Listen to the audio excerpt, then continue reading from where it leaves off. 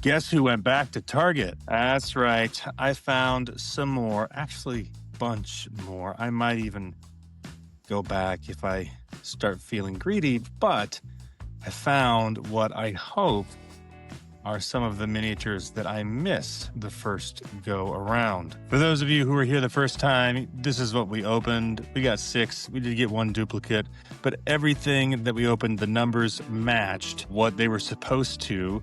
I know there are some different numbers for different models out there. Sometimes people open a specific number and it's not the one that it's claimed to have been. But for the most part, I found that those numbers are reliable. There's also sometimes multiple numbers for a given miniature. Now, right now, we're looking at this one, 25119. That's supposed to be this dude. At least that's what I read on Reddit.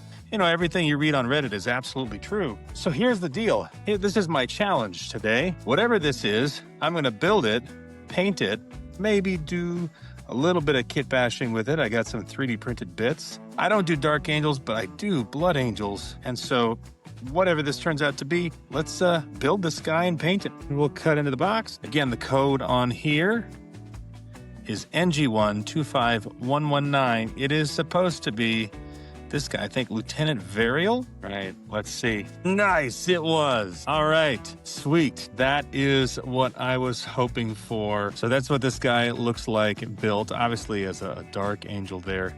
Dude, the guy even has like a robotic hand. Okay, and I am gonna have to go back because this was the other guy that I didn't get before. I gotta make sure that I got him. I don't know if I got him in this other one or not. We'll have to see. Yeah, we'll figure that out. That's for the next video. Let's try that thing that they do, you know what I mean? Where they go like, snap their fingers, and then just the thing just happens. Let's just see go like, that. There he is. Hey, look, would you look at that? It just happened. Man, this guy is pretty sweet. I tell you what, if you stick around to the end, I will reveal what this one is, and we'll open it up here. But let's go ahead and get this guy primed and painted. We'll make quick work of this guy. And so before we prime him, I went ahead and added a few Crimson Lord bits. This is what I use for my Blood Angels successor chapter, the Gilded Skulls. I was going to add some more stuff on him, but he actually has quite a bit of detail.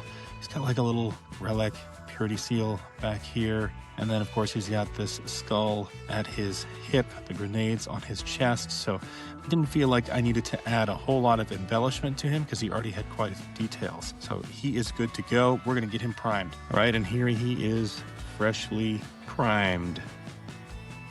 We'll let him dry.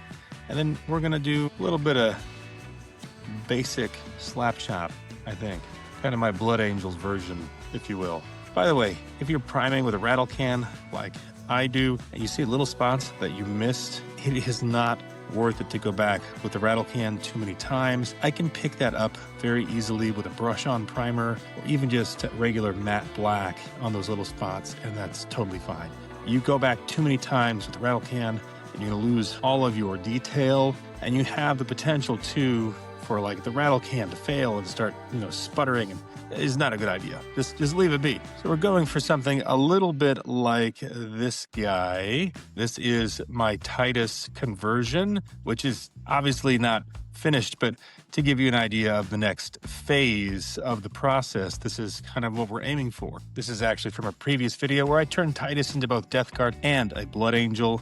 You can check that out somewhere. I'll put it on the screen or put it at the end. It'll be, stay tuned to the end and you can check out the link to the video. And when it comes to painting Blood Angels, I have tried everything. And so I've finally found a method that I think it's both really straightforward and simple and creates a decent effect. And I guess you can kind of say it's sort of slap choppy.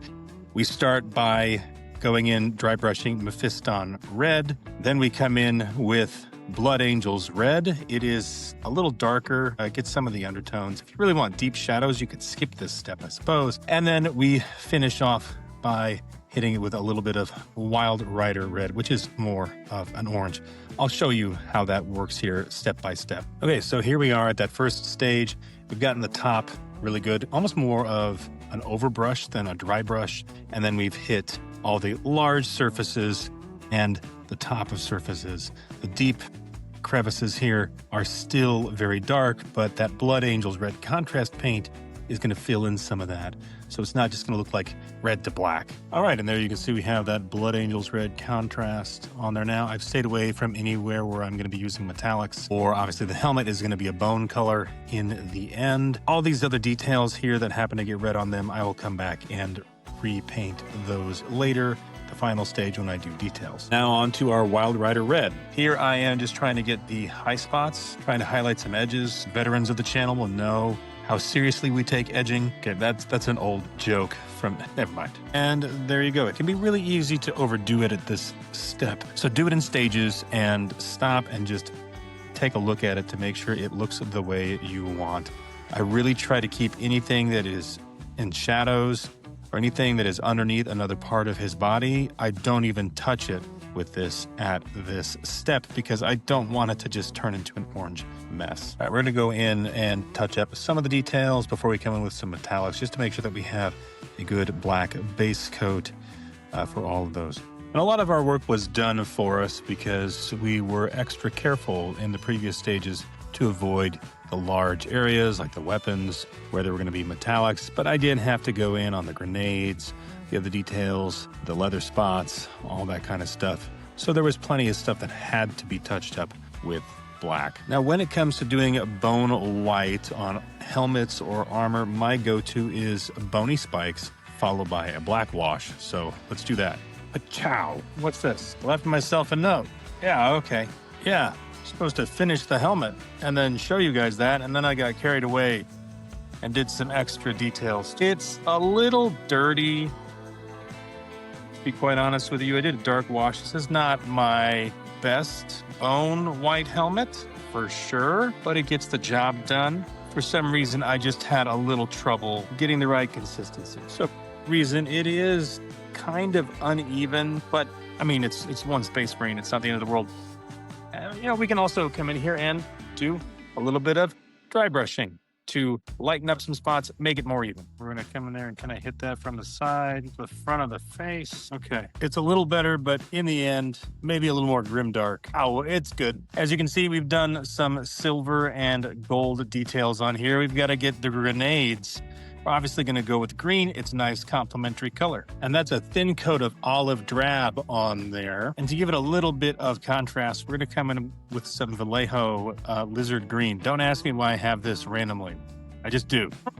We even added some little metallic details onto the pins of the grenades there, which I think looks pretty nice. Now for one of the finishing touches, we have to put the red blood droplet on the skull. We're using gemstone red. Pretty easy right there. And then we're just gonna put a wash on some of the metallics and purity seals, especially the gold. Since we are using metallics, it really helps bring out some depth into those elements. Non-metallic metal just isn't my thing. Not that I really have anything against it, I just don't have time for a lot of heavily involved painting techniques. I try to stick to the basics. All right, and before we rim this guy, I did promise we were going to open this other one. As a reminder, the code on this guy, 25078. And let's see what we've got here.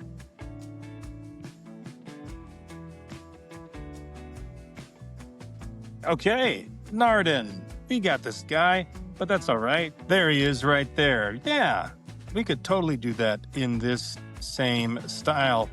If you want to see that, leave a like on this video. If we get 100 likes, we'll do that one next. This was a fun model to paint. These Warhammer Heroes models are great little one-offs, and sometimes it's nice to paint something like that instead of having a whole box of models that can be really intimidating. I encourage you, if you are a beginner to the hobby, these Warhammer Heroes boxes are a good place to start. The trouble, of course, is usually in finding them. There's so much more we could have done with this model, but I'm kind of in the mood these days to get a model to completion, stage that I'm happy with, and move on to the next one, rather than being overly perfectionist about it. Oh, we did forget one thing though. Gotta get those eyes. All right, and there we go. Thank you guys for watching. While you're here, check out some of my other recent videos. I'm gonna put them up here and here. We did Snowy Castle objective marker set, and I recently painted Zeratul from the StarCraft miniatures game. So if that looks cool, check those out. They're gonna be here and here. Just you click on them. You can check them out. check out the video. Peace.